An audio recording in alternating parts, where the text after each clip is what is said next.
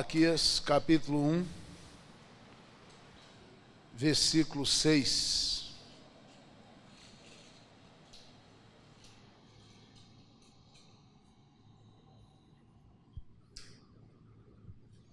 Me acompanhe, por gentileza. O filho honra o pai, e o servo ao seu senhor. Se eu sou o pai, onde está a minha honra? E se eu sou o Senhor, onde está o respeito para comigo? Diz o Senhor dos exércitos, a vós outros, ó sacerdotes, que desprezais o meu nome. Vós dizeis, em que desprezamos nós o teu nome? Versículo 14, do mesmo capítulo.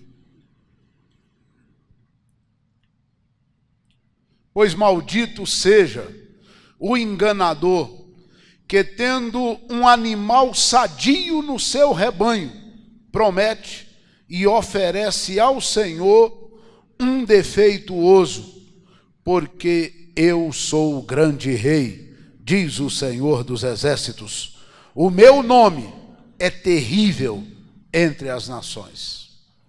Amém, queridos? Depois desse alicerçamento que esse vídeo trouxe ao seu coração, mostrando aí o estabelecimento dos 5 fundamentos da reforma protestante, da fé cristã, que nos conduziu até aqui, que somente pela fé no sacrifício que o Senhor Jesus fez na cruz do Calvário é que podemos ser salvos. Somente através da graça de Deus, graça que não faz acepção de pessoas, é que podemos ser salvos. É somente através de Cristo Jesus, porque foi Ele que foi àquela cruz para morrer por nós. Toda estruturação da nossa vida deve estar fundamentada estritamente na palavra de Deus. E por fim, somente o Senhor Deus é digno de toda a glória. E eu quero me ater nesse último quesito, que somente o Senhor Deus é digno, é merecedor, somente Ele é detentor da glória. Vivemos em dias, lamentavelmente, em que não são poucos aqueles que buscam glória para si. Hoje, qualquer pessoa que toca alguma coisa mais interessante, que tem uma voz um pouco avantajada, logo vão buscar a glória para si, e logo viram artistas, deixam de ser adoradores de Deus para virar artistas, e só vão agora, como qualquer outro mundano, através de cachês pré-estabelecidos e muito gordos, cobranças muito altas, pregadores que só se locomovem, minha agenda só para 2019, só para 2020, estão de agenda cheia e cobram para pregar a palavra de Deus e estão buscando fama, renome, de alguma maneira usurpando a glória de Deus. Recentemente eu ministrei uma palavra basicamente a um grupo de jovens lá no Independência, e eu falei mais amiudemente sobre essa questão de lidar com a glória de Deus. E o texto está lá no livro de Samuel, quando Davi tenta transportar a arca da aliança da casa de Aminadab para uma tenda que ele havia armado em Jerusalém. E a empreitada não deu certo, um amigo de Davi morre nesse percurso e ele fica estupefato, ele fica perplexo diante do fato, temeroso, e passados 3 meses, Davi é informado, eles deixaram a arca no meio do caminho, agora na casa de Obed-edom, e após 3 meses alguém informa a Davi, a arca não matou ninguém lá na casa de Obed-edom, não. Antes, pelo contrário, Obed-edom foi abençoado, a família dele é abençoada. Aí Davi se anima de novo e vai buscar a Arca da Aliança. A Arca da Aliança era a simbologia, a figuração ou uma manifestação literal daquilo que era a glória de Deus. Antes desses dois percursos, Aminadab e Obed-edom, a arca foi tomada pelos filisteus e levada para as cidades deles.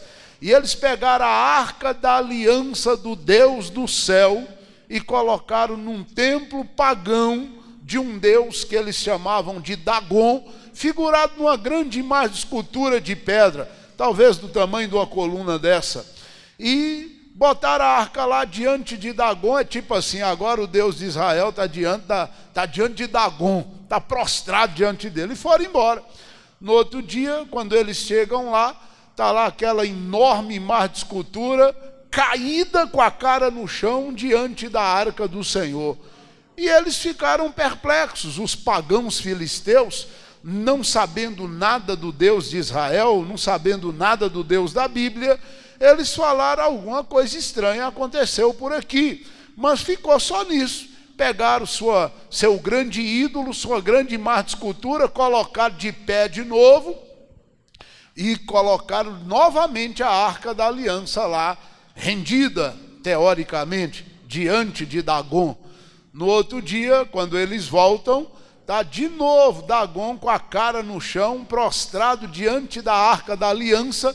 Só que agora Deus não deu mole. Deus cortou a cabeça de Dagon e cortou os dois braços dele. Estava lá a imagem de escultura despedaçada diante da Arca da Aliança. Isso é só uma minúscula ilustração de como lidar com a glória de Deus. Eles não sabiam. Então eles pegam essa arca, colocam num carro de boi, enche de ouro como presente e toca os bois em direção à nação de Israel. Essa arca, onde ela passa, ela está trazendo males a nós. O povo tinha sido acometido de tumores, de hemorroidas. Onde a arca passava, ela fazia um estrago. E eles mandaram ela embora. E Davi então conduz essa arca até Jerusalém, e quando ela chega nas proximidades de Jerusalém, Davi vê que a coisa está dando certo, porque ele aprendeu biblicamente como lidar com a glória de Deus. Aí Davi então tira sua roupa, e ele dança e pula e celebra, até que a arca entra em Jerusalém, e Davi abençoa o povo, e tudo é festa, é maravilha. Mas irmãos, vamos nos ater aqui a essas palavras de Deus. Ele se dirige diretamente a sacerdotes para dizer: vocês não estão dando honra ao meu nome. Vocês estão me tratando como se eu fosse o prefeito Humberto Soto, o presidente Michel Temer, o governador Fernando Pimentel. Eu sou grande rei, eu sou o Deus de toda a terra. Eu sou o Senhor, o Criador. Ele poderia ter feito um discurso aqui para encher a Bíblia de quem é Ele. Eu sou o eterno, aquele que é de eternidade é eternidade, sem princípio nem fim de existência, o alfa, o ômega, o primeiro e o último. Eu sou o Deus, El Shaddai, todo-poderoso.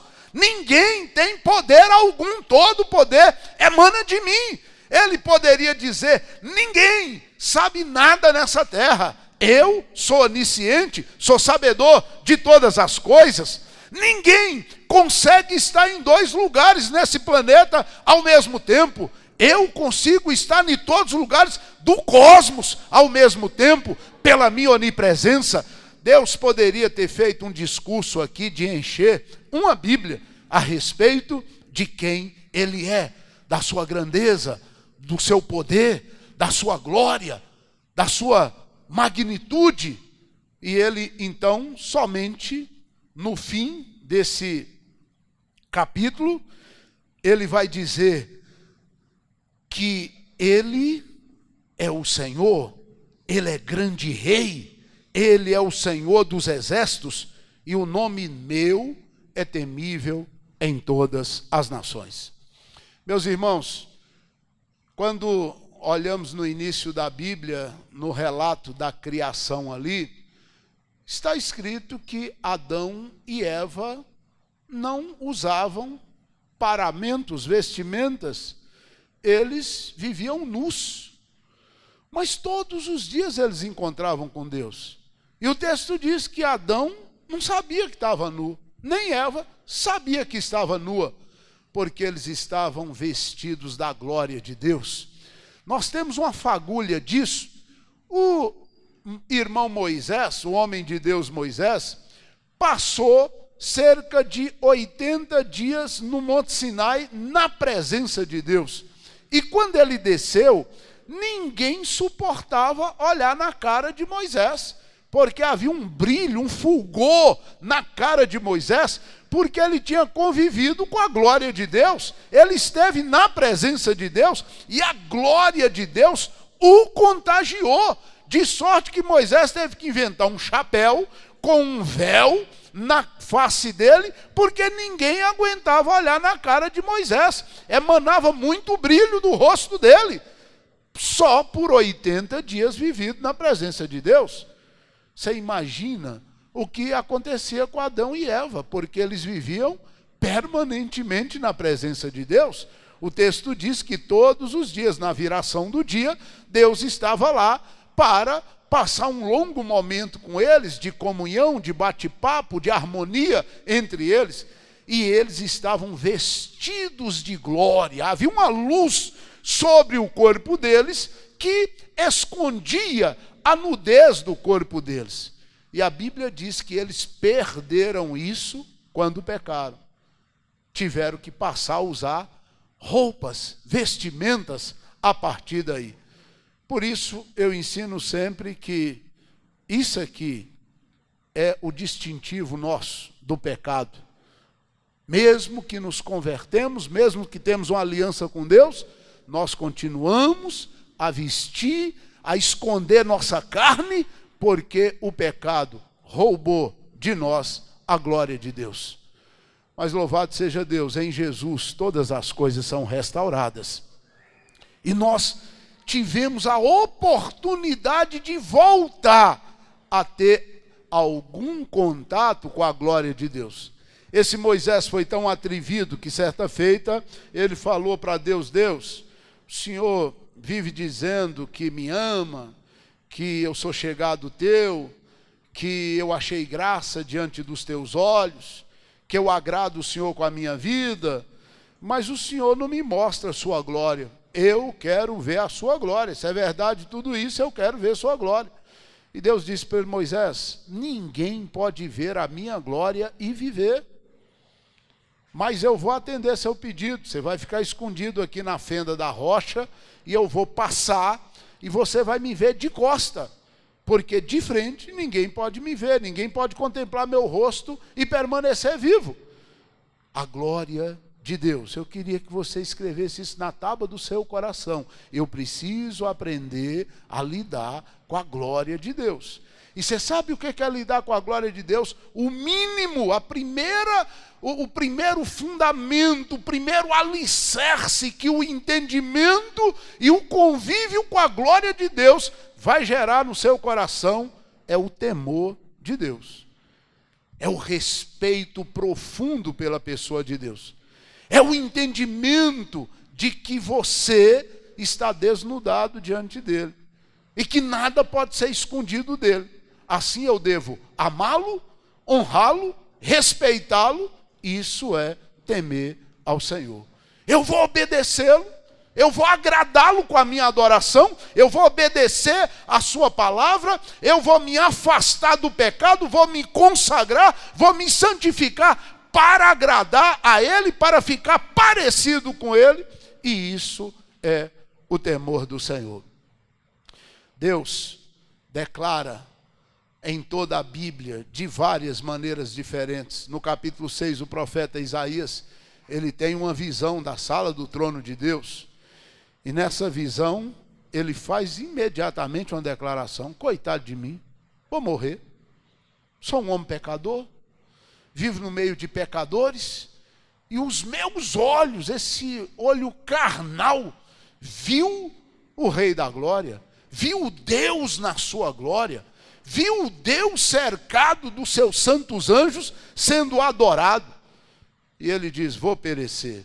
E ia, mas Deus intervém, dá ordem a um dos serafins, e que apanha uma brasa debaixo do trono de Deus, vai até o profeta, queima os lábios dele e diz, agora você pode permanecer na presença de Deus, porque a sua iniquidade foi tirada, seu pecado foi tirado.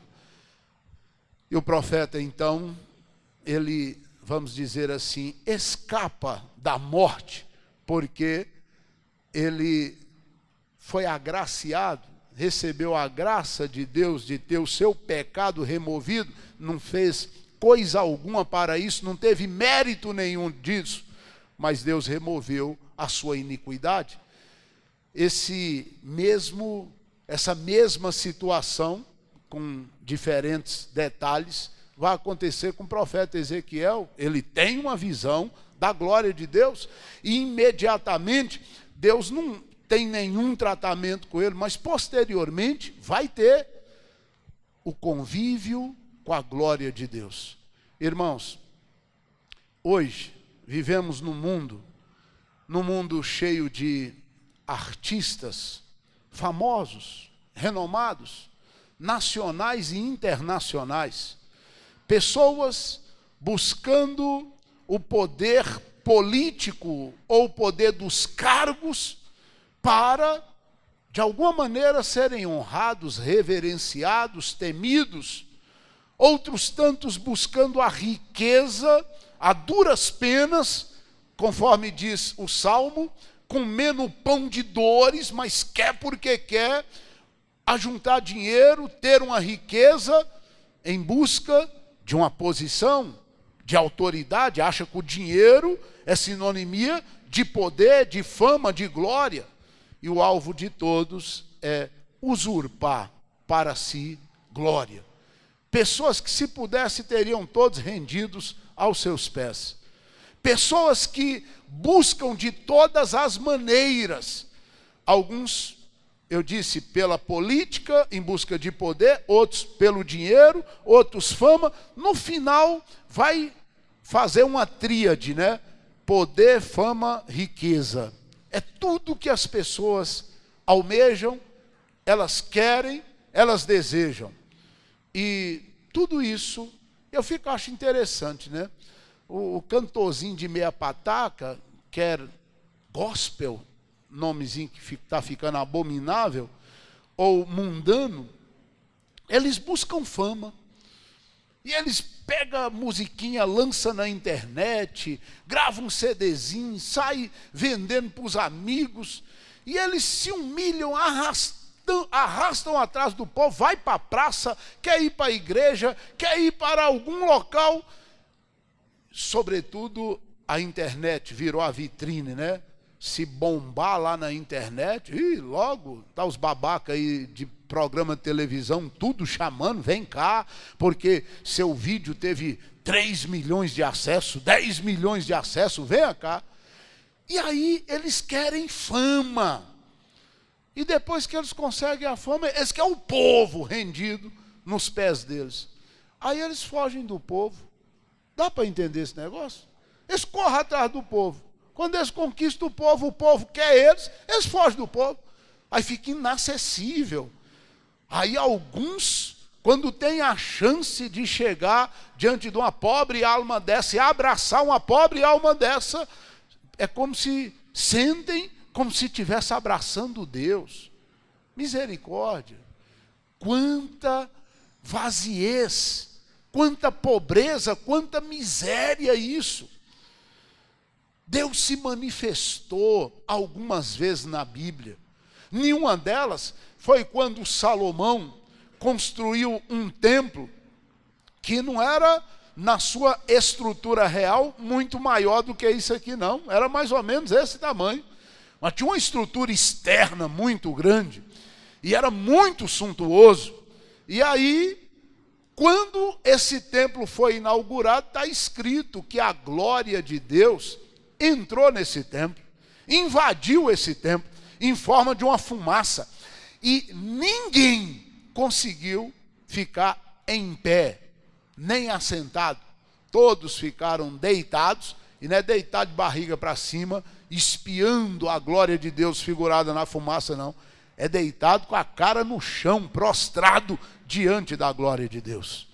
Porque grande é o Senhor. Grande é Ele.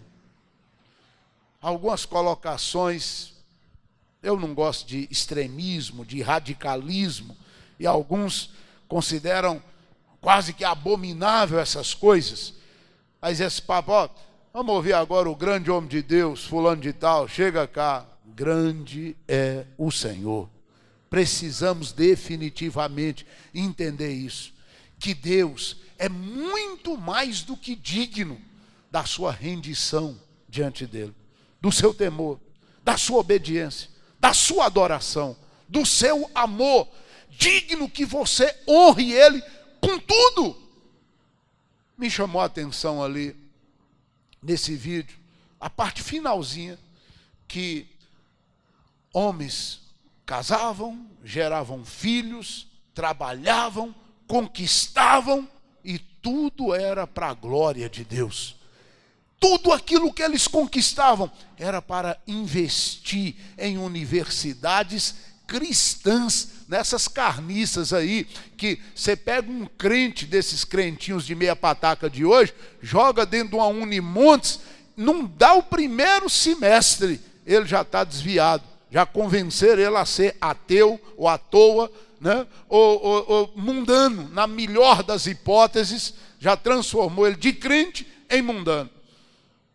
Universidades cristãs que ensinavam princípios de Deus na Inglaterra, na Suíça, nos Estados Unidos. A reforma produziu tudo isso, porque as pessoas, não é esse papo de bater palminha, cantar louvor e dizer glória a Deus, ou toda a glória seja dada a Deus, nem o papo pentecostal ou neopentecostal de sapatear e dizer glória a Deus, é fogo puro, aleluia e não sei o que. Não, é viver uma vida para a glória de Deus. Esse é o desafio do Só lhe deu glória. É Ele ser Senhor da minha vida, da sua vida, e você viver em todas e quaisquer esferas da sua vida, em todas as áreas dela, em todo o tempo dela. Não é viver uma vida mundana de segunda a sábado e domingo vir bater palminha na igreja para Deus, trazer uma moedinha para oferecer como oferta, ou mesmo um envelopinho com seu dízimo. Não é ficar reverentemente espiando e terminou o culto dizer, a palavra de hoje foi boa, mas quando você chega em casa, você já esqueceu dela. Ela já não faz parte da sua vida.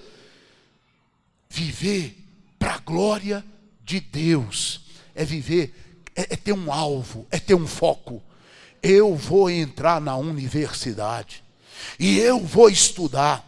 E eu vou conseguir me formar médica ou médico.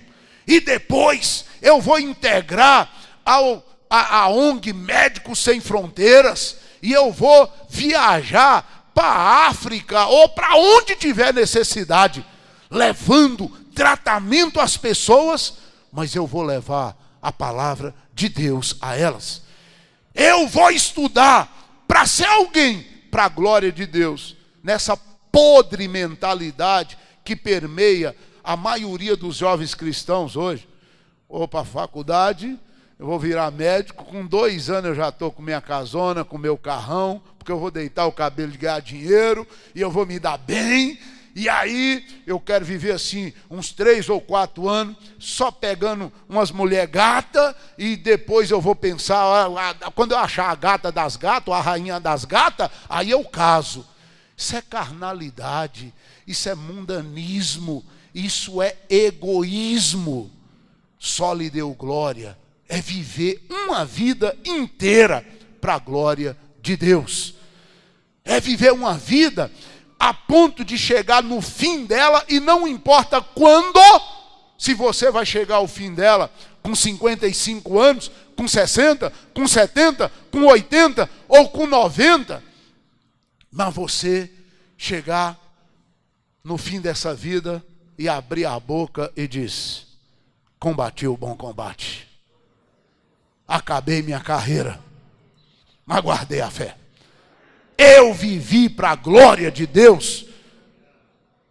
Paulo pôde dizer isso no fim da sua vida, mais ou menos aos 60 anos de idade, condenado pelo Império Romano à decapitação, mas ele viveu a vida dele, de quando encontrou com o Senhor, para a glória de Deus, até o fim dela. Isso é viver para a glória de Deus, meu irmão. É ter uma vida conjugal para a glória de Deus.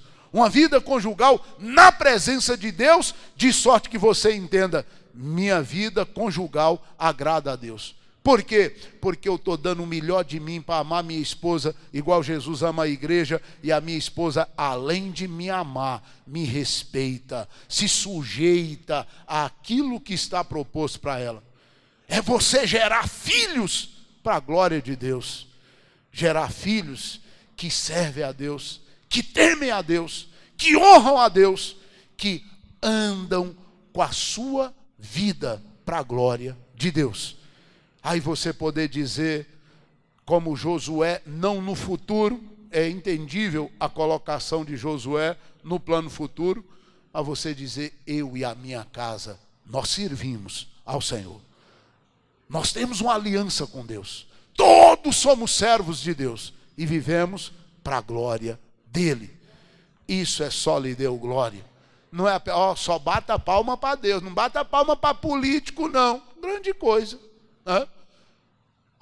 Não bata a palma para esses cantores mundanos, não. Só bate se for cantor gospel. Grande, trocou 6 por meia dúzia. Né? Diferença zero. Mas é entender, eu vou viver a minha vida para a glória de Deus. É você, meu irmão e minha irmã, entender que você pode perecer ainda nessa noite, sentadinho nessa cadeira aí. E a reflexão não é, eu morro, mas eu deixo um Fox, só com 20 e poucas prestações para pagar, é baratinha. Eu deixo um barracãozinho ali, dá para eles, pelo menos, não pagar aluguel. Né? Eu deixo lá, eu não dei para eles peixe, não, eu dei uma varinha. Tem um comérciozinho ali, eles podem ganhar a vida lá. Não pense em deixar herança, não. Quem vive para a glória de Deus, deixa um legado. Deixa um legado para a sua família e para quem mais interessar possa. Os homens que viveram para a glória de Deus, olha os nomes deles aí, ó, passou séculos. João Knox, João Calvino, Martinho Lutero, Jerônimo Savonarola, John Hus, viveram para Guilherme Farel, viveram para a glória de Deus. Deixaram um legado extraordinário para nós. Deixaram para suas famílias, deixaram para todos aqueles que conviviam com eles. E o tempo passa, e passa séculos, e passa milênios. Mas a vida desses homens ainda fala, porque eles viveram para a glória de Deus. Abel viveu para a glória de Deus. E está escrito, há cerca de 6.000 anos atrás, Abel deu uma oferta para Deus. Há 2.000 anos atrás, o escritor aos Hebreus escreveu que a oferta de Abel ainda fala. Passados 4.000 anos, falava. Agora passou mais 6.000, está falando até hoje. A atitude de fé de Abraão, de sacrificar o filho dele para Deus, é a razão de estarmos congregados aqui. A vida de Abraão, o ato de submissão, de obediência e de fé de Abraão, está falando até hoje. Todos aqueles que foram ícones, que foram referenciais na Bíblia, que viveram para a glória de Deus, a vida deles fala. Mesmo que sejam desconhecidos. A vida de Agur é um referencial para mim, está falando até hoje. Mas homens que viveram, mulheres que viveram para a glória de Deus, a vida deles grita. Aprenda, meu irmão e minha irmã, tenta plantar isso, tenta escrever isso no seu coração. Você está gerando filho para ser advogado? Ah, meu filho vai ser doutor, vai ser um consultório, e eu vou ensinar ele a fazer especialidade em cirurgia plástica, e vai vir mulher da Europa toda para operar os seios, e operar o bumbum, e operar a barriga com meu filho, e ele vai ganhar milhões por mês. É para isso que você está criando filho? Eu vou criar meu filho, eu vou formar ele em direito, e um dia ele ainda vai sentar lá no Supremo Tribunal Federal como ministro do TSF. É mesmo? É para isso que você está criando filho? Meu filho vai ser empresário, eu vou investir nele, eu vou montar um negócio para ele, e ele vai bombar, e ele vai ganhar dinheiro aos milhões, e ele vai ter mansão, e ele vai ter jatinho, e ele vai ter carrões de milhões. É para isso que você está criando filho? Talvez você nem está criando filho, você está pensando em você mesmo, né? Eu isso, eu aquilo. Acho que a maioria de vocês, se não todos, assistiram o filme Os Dois Filhos de Francisco, né? Acho que Francisco foi muito esperto. Pegava aqueles ovos, quebrava cru e dava para os filhos engolir, porque ele acreditava que ia melhorar a voz. Ele queria que esses filhos bombassem, perdeu até um filho nessa empreitada, né? Que era o parceiro do Zezé de Camargo. Depois o outro teve que entrar atrás, pensando, esses filhos vai ficar famoso, vai comprar uma fazendona para mim. E aconteceu, do jeito que ele projetou, aconteceu. Vão me dar uma vida boa, sou servente pedreiro. Quando esses filhos forem famosos, vão enriquecer, e eu vou ter tudo, vão me dar de tudo. Talvez você também pode estar pensando, eu vou dar o melhor para estudar meu filho, porque depois ele vai ser um doutor famoso, ele vai ser alguém famoso, e aí ele vai me dar a vida boa. Viva a sua vida para a glória de Deus. Olhe para a sua esposa, olhe para os seus filhos e traça um projeto familiar para a glória de Deus. O projeto de Deus é que nós, todos, não é eu, pastor, tem uma palavra na Bíblia que diz, e todos vocês serão meus sacerdotes, e vocês, os estrangeiros, vão ser os seus vinhateiros, os seus plantadores de vinha, e colher a uva e fazer o vinho, vão ser seus lavradores. Os gentios, os que não conhecem a Deus, vão ser empregados seus, vão trabalhar para vocês, enquanto vocês não vão trabalhar. Vocês vão ser meus sacerdotes. Vocês vão estar só na minha presença, me honrando, me adorando, me louvando, me servindo, fazendo a minha vontade. Isso é viver para a glória de Deus. É você poder dizer, só lhe deu glória. Glória somente a Deus. A minha vida é de Deus.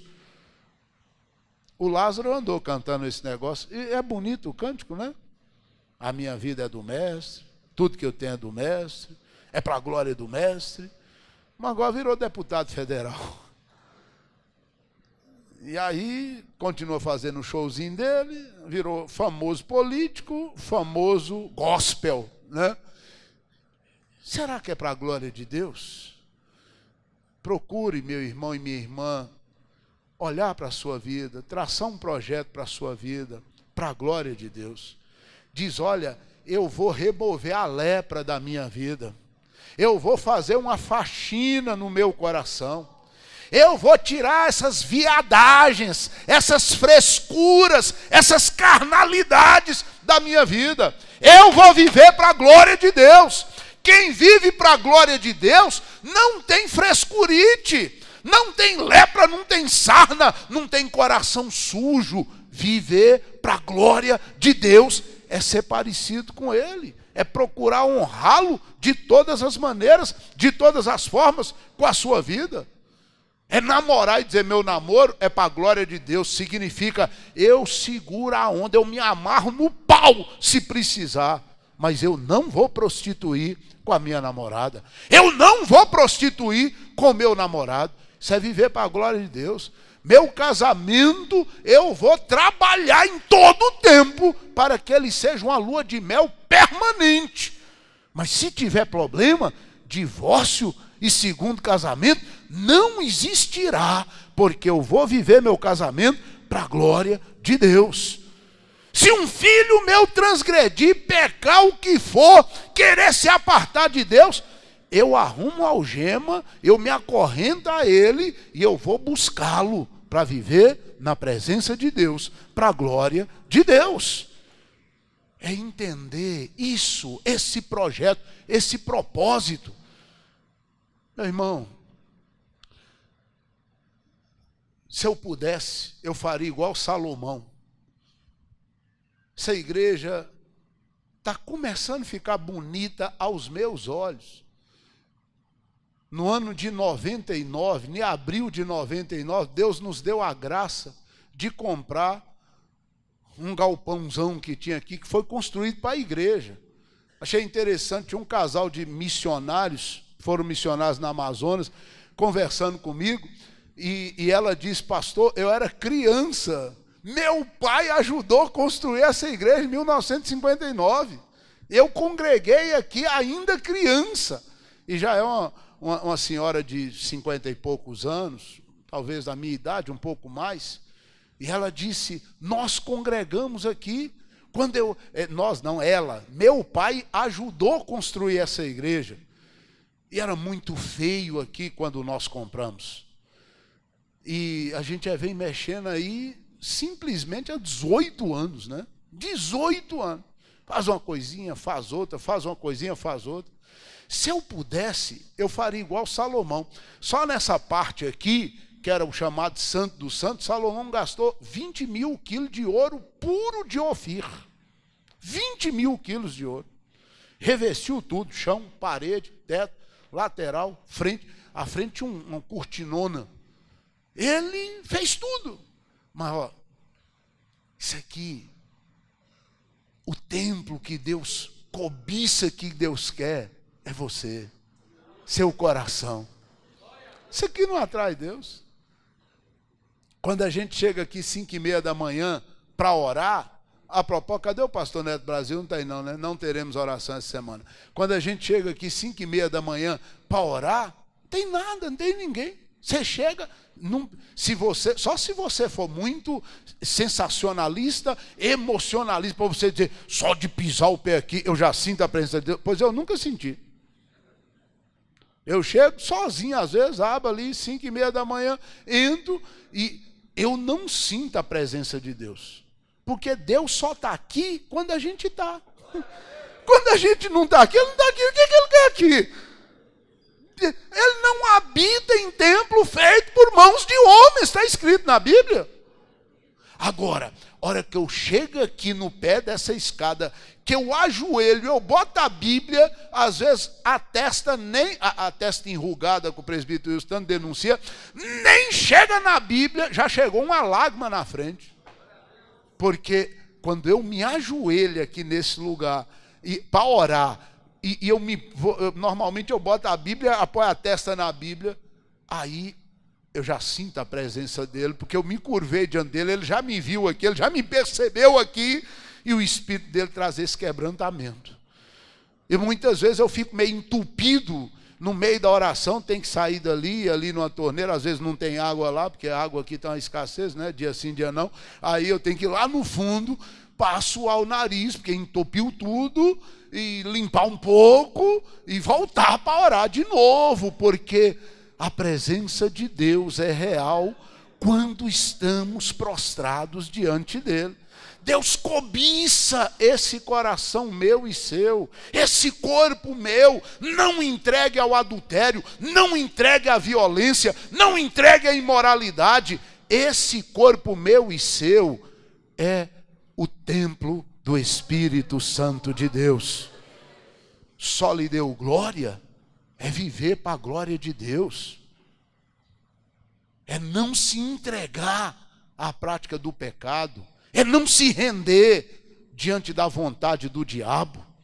É você dizer, não, eu não posso entristecer o coração do meu Senhor. Eu vou viver para a glória de Deus. Queria que você pesasse isso no seu coração, minha irmã, meu irmão. Considerasse essa palavra um dos pilares da reforma. é viver para a glória de Deus. É tributar glória exclusivamente a Deus. Ele já denunciou, não precisa nem a gente entrar. Deus disse, eu não vou dar minha glória para imagem de escultura, não divido ela com ninguém. É você entender que você precisa viver para a glória de Deus, ter um projeto de vida para a glória de Deus.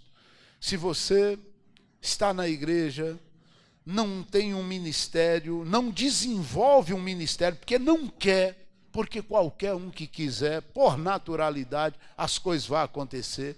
Ninguém tem que estar na igreja buscando títulos, buscando cargos, buscando posições, buscando escalas. Ah, eu estou escalado, aleluia. Não estou escalado, me desprezou. Não. Viver para a glória de Deus. Qual é o seu ministério? Meu ministério é viver para a glória de Deus. Meu ministério é tributar glória a Deus o tempo todo.